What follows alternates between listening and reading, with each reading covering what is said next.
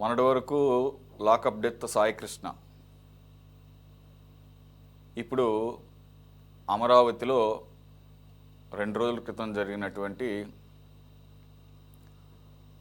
ఒక దాని అంటారు పథకం ప్రకారంగా అమరావతిలో పరిరక్షణ కమిటీ పేరుతో వైసీపీ నేతలు చెప్పా చేయకుండా పరిరక్షణ కమిటీని ఎప్పుడు పెట్టారో తెలియకుండా దానిలో సభ్యులెవరో చెప్పకుండా అక్కడేదో చుట్టం చూపుకి పిలిస్తే వచ్చామన్నట్టుగా అక్కడ కొంతమంది రైతులు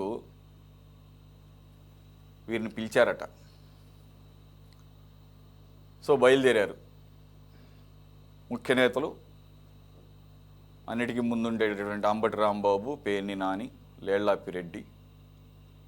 ఆఖరికి ఆశ్చర్యకరమైన విషయం, ఆ ఈవీఎంల మీద ఈవీఎంని కిందకేసి బాధేడండి, ఆయన కూడా వెళ్ళాడట పిన్నెల్లి.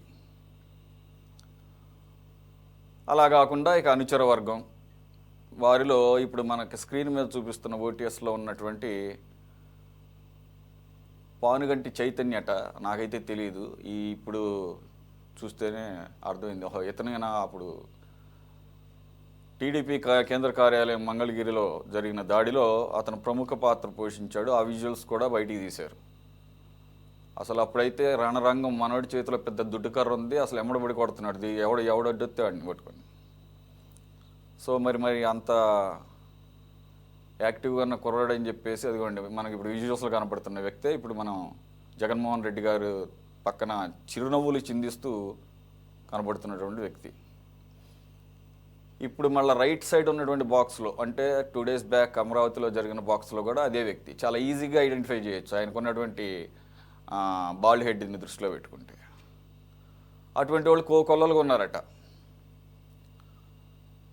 అంతేకాదు ఇప్పుడు మొత్తం విజువల్స్ బయటికి తెస్తున్నారు. వీళ్ళు ఒక విషయం మర్చిపోతున్నట్టున్నారు, పోలీసులు చాలా కొత్త టెక్నాలజీలు వాడుతున్నారు. డ్రోన్స్ అనేవి ఎవ్వరూ తీయకపోయినా కానీ సేఫెస్ట్ ప్లేస్లో ఉండి ఏ యాంగిల్లో అయినా కానీ పిక్చర్స్ తీయగల కెపాసిటీ ఉంటుంది. ఇక్కడ డ్రోన్స్ కూడా వాడారట. ఆ షాట్స్లు అన్నీ బయటపడుతున్నాయి. ఎవరెవరు ఎటు నుంచి వచ్చారు, మళ్ళీ దాడి చేసి మళ్ళీ ఎటువైపు వెళ్ళిపోయారు. ఫర్ ఎగ్జాంపుల్స్, కొంతమంది ఈ వైసీపీ నేతల వెనకాల ఉండి రైతుల మీద దాడి చేసి మళ్ళీ రైతుల వైపు వెళ్ళి వీళ్ళ మీద దాడి చేసి మళ్ళీ వీళ్ళ వెనకాలకు వచ్చేయటం, ఇటువంటి చెత్త ఐడియాలన్నీ అక్కడ పాటించారట. సో ఇప్పుడు అన్నీ బయట తీశారు. అయితే ఇప్పుడు మనం దీని గురించి మాట్లాడుకుంటున్నాం అంటే, కేసులు 3 కేసులు పెట్టారంటే పాపం గగ్గోలు పెట్టేస్తున్నారు. ఇంకేముంది, అసలు అమరావతిలో గూండారాజ్ అనేమో మాజీ ముఖ్యమంత్రి గారు ట్వీటు. 2 daysలో ఎలాగో వస్తారులేండి, వచ్చినప్పుడు మంచి సుదీర్ఘమైన ప్రెస్ మీట్ పెడతారు. అదేదో అంతసేపు ప్రెస్ మీట్ పెట్టే బదులు ఆయన పక్కనే కదా, ఆయన కూడా వెళ్తే బాగుంటుంది కదా, ఆయన ఏమైనా గౌరవించామన్నా ఆయన ఏమైనా అలవ్ చేస్తారేమో. లేదంటే అమరావతి రైతులకి ఆయన పట్ల ఉన్నదేంటో ఆయన కూడా ప్రత్యక్షంగా చూస్తాడుగా. ఆయన వెళ్ళడు, ఎగదోస్తాడు. ఇట్లా అక్కడ ఏం జరుగుద్దో తెలుసు. ఇంకా మాట్లాడితే అమరావతి రైతులు మంచివాళ్ళు కాబట్టి పర్లేదండి మీరు, కాకపోతే అమరావతి మీద మీ స్టాండ్ ఏంటో చెప్పిరండి. ఎందుకంటే కొన్ని రోజుల క్రితం, వీక్స్ కూడా కాలేదు, జగన్మోహన్ రెడ్డి గారు ఇది 2వ 3వ లేటెస్ట్గా మాట్లాడింది. మావిగన్ తర్వాత సంగతి నేను చెప్పేది. మావిగన్ కాకుండా ఆయన ప్రెస్ మీట్లో అమరావతి ప్రస్తావన వచ్చినప్పుడల్లా ఆ రైతులు ఎవరైతే కొంతమంది ఉండవల్లి, పెనుమాక నుంచి వెళ్ళినటువంటి రైతులను ఉద్దేశించి మాట్లాడుతూ, మనం 2029లో అధికారంలోకి వస్తున్నాము, అమరావతిని ఆ రోజుతోనే ఆపేస్తాను, ఆ తర్వాత రైతులు మీ ప్లాట్స్ మీకు ఇచ్చేస్తాను, మీ స్థలాలు మీకు ఇచ్చేస్తాను, అది ఆయన ఇచ్చినటువంటి హామీ. ఆపేస్తాను అన్నప్పుడు మరి సహజంగా అడుగుతారు కదా అమరావతి రైతులు, మీ నలుగురన్నా చెప్పండి కనీసం స్టాండ్ అని చెప్పేసి. చెప్పొచ్చుగా అమరావతికి మేము వ్యతిరేకతం కాదని. ఆ మాట కూడా చెప్పే ధైర్యం లేదు. అంటే అధినాయకుడికి ఎక్కడ కోపం వస్తుందో అని చెప్పేసి భయం. సో ఈ రకంగా వెళితే కేసులు పెట్టకూడదంట సార్. అంబటి రాంబాబు హీరోలాగానేమో సిఐని తోసేస్తున్నాడు, నెట్టేస్తున్నాడు. పెద్ద బండరాయి పుచ్చుకొని పోలీసుల మీదకి వెళ్తున్న విజువల్స్ కనపడుతున్నాయి. పెట్టిన 3 కేసులు ఏంటి, అది కూడా 3 వీళ్ళ మీద పెట్టలా, 2 మాత్రమే వీళ్ళ మీద పెట్టారు, వైసీపీ నాయకుల మీద. 1 మళ్ళీ అమరావతి రైతుల మీద పెట్టారు. ఆ అమరావతి రైతుల మీద పెట్టడానికి కారణమైన నారాయణ స్వామి నాకు బాగా సుపరిచితం. 2019కి ముందు ఆయన అధికార ప్రతినిధిగా మా డిబేట్స్కి వచ్చేవాడు రెగ్యులర్గా, మంచి పరిచయం ఉంది. ఆయనకు ప్రమోషన్ ఇచ్చి నవరత్నాల చైర్మన్ ఏదో చేశారు 5 సంవత్సరాల పాటు. ఆయన అక్కడ ఆ మహిళలకి మిడిల్ ఫింగర్ కూడా చూపించాడంట. ముందు దాని మీద అతను లోపలేయాలి ఫస్ట్. కానీ తిరిగి ఆయన నా కారులు రెండింటిని ధ్వంసం చేశాడని చెప్పేసి పెట్టాడు కేసు. అందువలన అమరావతి రైతుల మీద పెట్టారు. మరో case SC ST atrocity case. అక్కడ లోకల్గా ఉన్నటువంటి ఒక దళిత వ్యక్తి ఇలా మాపై దాడికి వచ్చారని చెప్పేసి పెట్టారు. మొదటి కేసు అంబటి రాంబాబు మీద సిఐపై దాడి చేశాడని సిఐఏ స్వయంగా కంప్లైంట్ చేశారు. కంప్లైంట్ ప్రకారమే కదా కేసులు నమోదు చేసేది. మళ్ళీ కుయ్యో ముర్రో అంటాం ఎందుకు? ఫేస్ చేస్తానంటున్నావు కదా, ఫేస్ చేయొచ్చు కదా. అంబటి రాంబాబు మళ్ళీ గర్వంగా చెబుతున్నాడు. రాజమండ్రి జైలు నుంచి బయటకు వచ్చేటప్పుడు అంట అక్కడ అధికారులతో వెళ్ళొస్తాను అన్నాడంట. అంటే బలివళ్ళు సార్ అలా అనకూడదు, జైలు నుంచి బయటకు వెళ్ళేటప్పుడు అంటే లేదు మళ్ళీ నన్ను లోకేష్ లోపలేస్తాడు కాబట్టి మళ్ళీ రావాల్సి వస్తుంది, అందుకని వెళ్ళొస్తాను కావాలి అన్నాను. మరి అంత ధైర్యంగా చెప్పినప్పుడు వీళ్ళు కేసు మా ఇది సిఐ మీద తోస్తున్నాడు కనపడుతుంది కదా. మళ్ళీ కుయ్యమూర్రు అంట మా మీద అన్యాయంగా కేసులు పెట్టేశారు గోండారాజు అని చెప్పేసి సాక్షి పత్రికలో అసలు మొత్తం పేజీ మొత్తం ఇక అదే స్థాయిలో వార్తలు. అసలు వీళ్ళ ఉద్దేశం ఏంటి సార్? అమరావతి దేనికోసం వెళ్ళినట్టు వీళ్ళు? ఇంకొకటి బయటపడింది సార్. వీళ్ళని ఎవరైతే చుట్టం చూపుగా రండి సార్ అక్కడ క్షేత్రస్థాయిలో పరిశీలించండి అన్న వాళ్ళు వీళ్ళు వెళ్ళే టైంకి అక్కడ గుంటూరులో కలెక్టర్తో చర్చల్లో పాల్గొన్నారంటే అంటే వాళ్ళకి తెలియదు వీళ్ళు వస్తున్నారన్న సంగతి. అందుకని వాళ్ళు ఎవరు అక్కడ కనపడలేదు. సో ఇదండి. మరి వీళ్ళు రాజకీయ పార్టీ అయినా లేకపోతే రాష్ట్రానికి ఒక చేటు చేయడానికి లేకపోతే అలజడులు సృష్టించడానికి పుట్టిన పార్టీయా? నేను గొడ్డల పార్టీ అట్లాంటివి నేను అన్నది మాకు సంబంధం లేదు. ఎందుకంటే టీడీపీ వాళ్ళకి పెట్టుకుంది కాబట్టి ముద్దుగా వాళ్ళు పిలుచుకుంటారు. ఈ రాష్ట్ర పౌరుడిగా ప్రశాంతంగా ఉండాలని కోరుకుంటాము. ఏదో పనులు జరుగుతున్నాయి దాని మీద అక్కడ ఏమైనా అవినీతి జరిగితే ఎత్తి చూపండి, మేము సాయంత్రం పూట ఇక్కడ డిబేట్ పెట్టి కడిగా అవతల పారేస్తాం విజయకిరణ్ గారిని ఎవరు వచ్చినా కానీ. అది చేయకుండా రాజధానికి స్థలాలు ప్లాట్లు ఇవ్వని వాళ్ళ తరపున పోరాటానికి వెళ్ళడం ఏంటో ఆ పరిరక్షణ కమిటీ ఏంటో మీకేమన్నా తెలుసా సార్? ముందే పెడుతున్నారని చెప్పేసి నాకైతే తెలియదు. బాజీ గారు. ముందుగా సురేష్ గారు, మీకు మన 24x7 వీక్షకులకి ప్యానెల్లో ఉన్న మిత్రులందరికీ కూడా శుభ సాయంకాలం అండి. అందరికీ నమస్కారం. భారతదేశ చరిత్రలో చాలా రాష్ట్రాలు విడిపోయినాయి. కొన్ని రాష్ట్రాలకి కొత్తగా రాజధానులు ఏర్పాటు చేసుకున్నారు, రాజధానులు నిర్మించారు కూడా. కానీ ఆంధ్రప్రదేశ్ విడిపోయిన తర్వాత ఆంధ్రప్రదేశ్ రాజధాని ఏర్పాటులో ఇలాంటి మరి చాలా శోచనీయమైన సంఘటనలు కానివ్వండి, రాజధానిని పూర్తిగా అడ్డుకొని రాజధానిని ఒక రాజకీయ అస్త్రంగా మలుచుకొని మరి స్వార్థ ప్రయోజనాల కోసం మరి పనిచేసే రాజకీయ పార్టీ ఎక్కడా లేదు చరిత్రలో. ఇది ఒక మొట్టమొదటిసారి చూస్తున్నాం మనం. ఎక్కడా కూడా రాయ్పూర్ నిర్మించారు, చండీగఢ్ నిర్మించారు, అట్లాగే గాంధీనగర్ నిర్మించారు. ఇట్లా జార్ఖండ్ రాష్ట్రం విడిపోయింది, ఇట్లా అనేకం జరిగినాయి. కానీ ఆయా రాజధానుల నిర్మాణంలో ప్రతిపక్షాలు కూడా సహకరించినాయి. చిన్న ఏదో సూచనలు చేశారు తప్ప ఈ రకంగా సంవత్సరాల తరబడి రాజధాని అంశాన్నే ఒక ఎజెండాగా మార్చుకొని ఇట్లాంటి కుటిల పన్నాగాలు చేసే పార్టీ ఈ దేశ చరిత్రలోనే లేదు. ఆ ఖ్యాతి జగన్మోహన్ రెడ్డి గారికి వైసీపీకే దక్కిందంటంలో ఎటువంటి మాకు సందేహం లేదు. కారణం ఏంటంటే అసలు మీ స్టాండ్ ఏంటి? అమరావతి రైతులు మిమ్మల్ని అడిగింది అదే. మీరు 33,000 ఎకరాల్లో రాజధాని కడుతున్నప్పుడు గత ప్రభుత్వం మీరు సరే అన్నారు. తర్వాత మరి వ్యూహాన్ని మార్చుకొని 3 రాజధానులు అన్నారు. దాని మీద నిలబడలేదు. 3 రాజధానులు ఒక ఇటుక ముక్క కూడా పెట్టలేకపోయారు 5 ఏళ్లలో. పోనీ మీకు దమ్ముంటే, వీళ్ళకి దమ్ముంటే ఆ 3 రాజధానుల మీద నిలబడి అక్కడ ఏదో ఒక రాజధానిలో కొన్ని నిర్మాణాలు చేసి పరిపాలన యంత్రాంగాన్ని అక్కడికి షిఫ్ట్ చేస్తే కొంతవరకు వీళ్ళ దగ్గర నిబద్ధత, దమ్ము, ధైర్యం చాలా ఉందనుకోవచ్చు. ఈ 5 ఏళ్ల కాలం పూర్తి చేశారు, ఏమీ చేయలేదు. ఇక్కడ రాజధాని కోసం పెట్టిన పెట్టుబడి వృధా అయిపోయింది. అంతకుముందు ఆ ప్రాంతం అంతా అడవిలాగా తయారు చేశారు. పోనీ మీకు ఇక్కడ రైతుల మీద ఏమన్నా కన్సర్న్ ఉంటే, సానుభూతి ఉంటే నిజంగా ఇవాళ మీరు చూపిస్తున్న ముసలి కన్నీరు ఆ రోజు గనక మీరు మీ పరిపాలనలో ఉన్నట్టయితే అప్పుడు ఆ రైతులను అడ్రస్ ఎందుకు చేయలేదు? ఆ 33,000 ఎకరాలు ఇచ్చిన రైతుల్ని, 29 గ్రామాల రైతుల్ని గురించి ఎందుకు పట్టించుకోలేదు? ఎందుకు జగన్మోహన్ రెడ్డి గారు పరదాలు వేసుకొని తిరిగాడు? ఆ ప్రాంతంలో పరదాలు పెట్టుకొని వాళ్ళ ముఖం చూడకుండా తప్పించుకొని ఎందుకు తిరిగాడు? ఆ రోజుల్లో మరి ఆ రైతులందరినీ పిలిచి నిర్ణయం తీసుకోవచ్చు కదా. అయ్యా, అమరావతి వద్దు, మీ భూములు మీకు ఇచ్చేస్తున్నాం, మేము అక్కడెక్కడో కట్టుకుంటాం 3 చోట్ల అని ఎందుకు చెప్పలేదండి? ఎందుకు చెప్పి? ఇవాళ మీకేం అధికారం ఉంది? మీకెవరికి కూడా అమరావతి భూమి మీద అడుగు పెట్టే నైతిక హక్కు ఎవరికి లేదు. అది అడుగు పెట్టాలి అంటే వీళ్ళు రైతులు అడిగినట్టుగా రాజధాని మీద వీళ్ళ అభిప్రాయం ఏంటి? ఓకే, అమరావతికి మేము అమరావతి కట్టండి సహకరిస్తాం అని చెప్తున్నారా? ఒక పక్క రైతులకు ప్లాట్లు ఇవ్వమంటారు, అంటే ప్లాట్లు ఇవ్వమని అడుగుతున్నారు. అంటే మీ ఆలోచన ఏంటి? అక్కడ అమరావతికి కట్టండి అని మీరు అంగీకరించి యాక్సెప్ట్ చేసినట్టే కదా అర్థం. ఆ మాట చెప్పమని అడుగుతున్నారు రైతులు. అమరావతికి ప్లాట్లు ఇవ్వమని మీరు సూచించే హక్కు కానీ, డిమాండ్ చేసే హక్కు కానీ, నైతిక విలువలు కానీ మీకు లేవు. అట్లాగే మీరు ఎవరు రమ్మన్నారు మిమ్మల్ని పూలదాన్లు వేసి స్వాగతం పలికారు? అక్కడ లేరు కదా వాళ్ళు.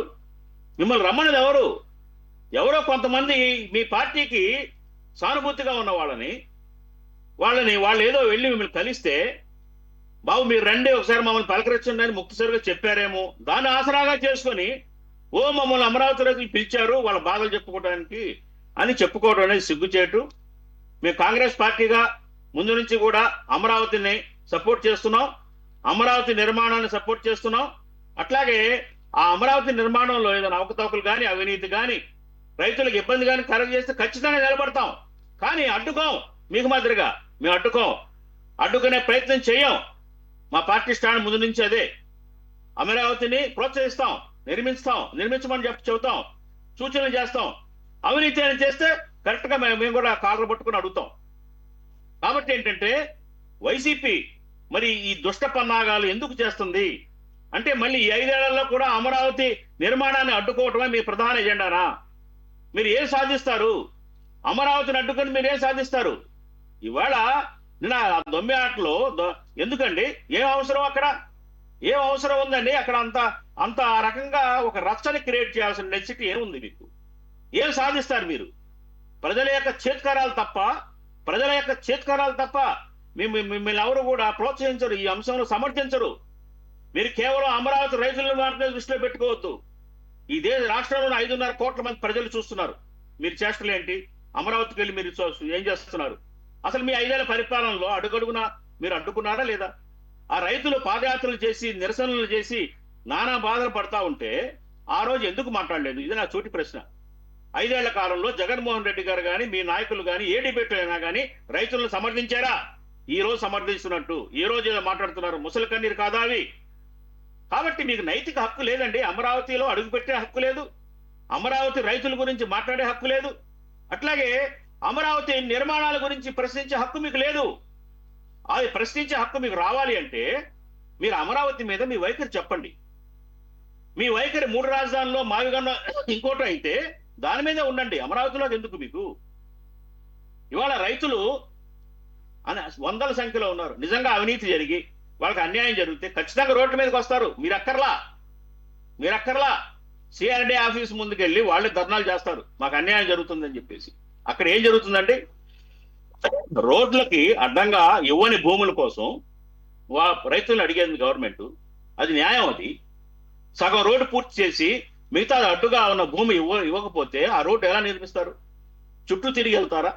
చుట్టూ తిరిగి తిప్పి వంకర టింకర్లుగా తిప్పి ఆ నిర్మాణాలు అవుతాయా? కాదు కదా. రిక్వెస్ట్ చేస్తున్నారు, అడుగుతున్నారు. కొంతమంది మీరు వెనకాల నుండి ప్రోత్సహించి, మీరు వ్యతిరేకించి, మీరు భూములు ఇవ్వద్దని వాళ్ళని బ్యాడ్ గా ఎంకరేజ్ చేస్తుంటే గనక వాళ్ళు ఇవ్వనంటున్నారు. వాళ్ళ దగ్గర బలవంతంగా తీసుకోవడం తప్పించి ప్రభుత్వం దగ్గర, ఏ ప్రభుత్వం అయినా కానీ గత్యంతరం లేదు. అది చట్టమే ఉంది. ప్రభుత్వ అభివృద్ధి కోసం, రోడ్ల అభివృద్ధి కోసం, ప్రజల ప్రయోజనాల కోసం ఏదైనా భూమి తీసుకోవాలంటే మీరు అన్నట్టుగా సీడ్ యాక్సెస్ రోడ్డుతో సహా కొన్ని ముఖ్యమైన రోడ్లకి కొంతమంది రైతులు కారణం ఏదైనా కానీ ఉండవల్లి పెనుమాక ఏరియాల్లో మాకు భూమి ధరలు ఎక్కువ, మాకు ఎక్కువ ఇవ్వండి అని అడగటంలో తప్పులేదు. దాన్ని అట్లాంటి కారణాలు చూపించుకుంటూ లేదంటే కనుక మాకు ఇవ్వటం ఇష్టం లేదు, అది కూడా వాళ్ళ ఇష్టమే కాదంటలేదు. కానీ ప్రజా ప్రయోజనాల దృష్ట్యా కనుక కొంతమంది మాత్రమే అలా అడ్డుకుంటే ప్రభుత్వానికి ఆ రకంగా తీసుకునే హక్కు భూసేకరణ చట్టం 2013 ఉపయోగించి తీసుకునే హక్కు ఉంది. దాని మీద కోర్టులకు వెళ్ళినా కానీ కోర్టులు కూడా ఆ చట్ట ప్రకారంగా ఇవ్వచ్చు అని చెప్తాయి. దాని ద్వారా వచ్చేది 3 మాత్రమే అక్కడ ఉన్నటువంటి గవర్నమెంట్ వాల్యూ. దాని ద్వారా రైతులు నష్టపోతారని చెప్పేసి 12 సంవత్సరాల పాటు వారి మీద ఎటువంటి బలవంతం చేయలేదు. ఈరోజు కూడా ల్యాండ్ ఎక్విజిషన్ యాక్ట్ 2013 ప్రకారం నోటిఫికేషన్ ఇచ్చినా కూడా మళ్ళీ చాయిస్ ఇచ్చింది గవర్నమెంట్. మీరు మిగిలిన రైతుల్లాగా మీరు పూలింగ్కి వస్తానంటే పూలింగ్ ద్వారా తీసుకోండి అని చెప్పేసి ఈ రోజుకు కూడా అలా కొంతమంది ఇచ్చేసారట కూడా. మనం మాట్లాడుకున్నాం ఆల్రెడీ. ఆ రోజు కలిసినటువంటి 27-28 మంది రైతుల్లో వారంతా కూడా ఎక్కువగా వైసీపీ సానుభూతి పరులు అనే అంటున్నారు. అలాగే మాట్లాడకుండా ఉండలేకపోతున్నాం. కొద్దిగా ఎక్కువ మంది 20 పై చిలుకు ఒకే సామాజిక వర్గానికి చెందిన వాళ్ళని కూడా అంటున్నారు. సరే మీ అభిమానం మీది, ఎందుకంటే మీ పొలాలు కాబట్టి కాదంటలా. దానిలో ఒక వ్యక్తి అయితే సాయంత్రానికే వచ్చేసి ఇచ్చేసాడంట. అంటే 12 సంవత్సరాలుగా ఇవ్వనటువంటి వ్యక్తి జగన్మోహన్ రెడ్డి గారి దెబ్బకి సాయంత్రానికి లేకపోతే తెల్లారికి ఇచ్చేసాడు. So Amaravati farmers should say thanks to Jaganmohan Reddy. ఎందుకనంటే ఒకళ్ళ మనసు మార్చగలిగాడు ఆయన. ఎందుకని ఇచ్చేసాడు?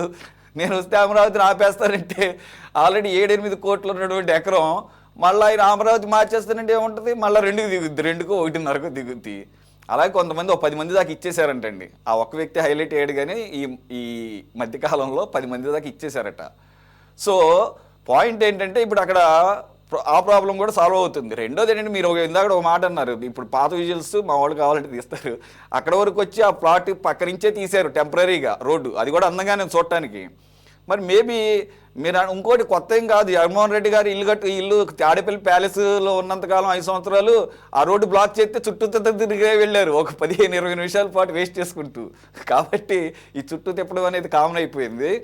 అది రిలవెంట్గా నాకు గుర్తొచ్చింది చెప్తున్నా. సో అమరావతి అనేది ఒక షేప్కి వస్తుంది. ఇది కనుక ఒక షేప్కి వస్తే కనుక ఇక మనకి పొలిటికల్గా ఇక ఛాన్స్ ఉండదు అనేమన్నా భయపడుతున్నారా? ఒక్క పాయింట్లో చెప్పండి సార్. అదేమన్నా మెయిన్ రీజన్ అయ్యే అవకాశం ఉందా? ఖచ్చితంగా అది కూడా ఒక అంశమే. అమరావతిని అడుగడుగున అడ్డుకుంటేనే మరి రేపొద్దున చెప్పుకోవడానికి ఉంటుంది. అమరావతి చేయలేకపోయారు వీళ్ళు, అమరావతిని పూర్తి చేయలేకపోయారు అని ఆ పాయింట్ కోసం, ఆ కారణం చూపించుకోవడం కోసం వీళ్ళ ప్రయత్నం.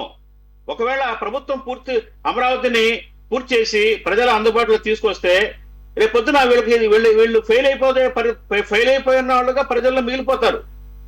వీళ్ళు 3 రాజధానులు కట్టలేదు, ఇటు అమరావతిని సపోర్ట్ చేయకుండా ఒక ఫెయిల్యూర్ పార్టీగా ప్రజల్లో మిగిలిపోతారు, చరిత్రలో మిగిలిపోతారు, చరిత్రహీనులుగా మిగిలిపోతారు. అందుకోసం ఎలా అయినా కానీ దీన్ని అడ్డుకోవాలి, ఏదో రకంగా రెచ్చగొట్టాలి అనే కుటిలమైన ఆలోచన. నిజంగా నేను ఒకటే చెప్తున్నాను, నిజంగా జగన్మోహన్ రెడ్డి గారికి చిత్తశుద్ధి ఉండి రాజధాని పట్ల చిత్తశుద్ధి కానీ రైతుల పట్ల చిత్తశుద్ధి కానీ ఉంటే ఏం చేయాలి? ఆయన దగ్గరికి వచ్చిన 10 మందో 20 మందినో ఏం చేయాలి? అయ్యా, రోడ్డుకు అడ్డంగా మీ భూములు ఉన్నాయి, అది బాగుండదు, ఇచ్చేయండి, ఇచ్చేసి సహకరించండి అని చెప్పాలా పెద్ద మనిషి తరహాలో. అప్పుడు ఆయన గౌరవం 10 రెట్లు పెరుగుద్ది. అంతేగాని వాళ్ళని ఆసరాగా తీసుకొని వాళ్ళని రెచ్చగొట్టి వాళ్ళని అడ్డు పెట్టుకొని ఏదో అక్కడ సీన్ క్రియేట్ చేసే ప్రయత్నం చేయడం అనేది కరెక్ట్ కాదు. ఇంకా పతనం అవుతారు వీళ్ళు.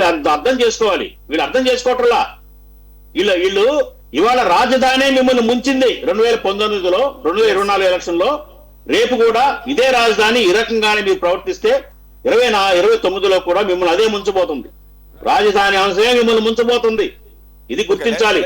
ఇప్పటికే మరి చరిత్రలో సార్ రాజధాని రాష్ట్రంగా ఉన్నాం మనం. ఇప్పటి వరకు కూడా రాష్ట్రం విడిపోయి 12 ఏళ్ళైనా కానీ రాజధాని లేదు మనకి. అది సిగ్గుపడాల్సిన అంశం, కారణాలు ఏమైనప్పటికీ. దాన్ని పూర్తి చేసే బాధ్యతలో మీరు పాలు పంచుకుంటే ప్రజలు హర్షిస్తారు. మీరు మిగతా మీ పరిపాలనలో ఏదైనా 1-6 మంచి పనులు చేసి ఉంటే అవి గుర్తుకు తెచ్చుకుంటారు. లేకపోతే ఇదే గుర్తుకొస్తాయి. ఇప్పుడు మీరు చేసే అకృత్యాలే రేపు 29లో ప్రజలకు గుర్తుకొస్తాయి. ఇది గ్రహించమని చెప్పేసి నా సూచన కాంగ్రెస్ పార్టీ తరఫున. ఓకే బాజీ. మసూదన్ రెడ్డి గారు, సో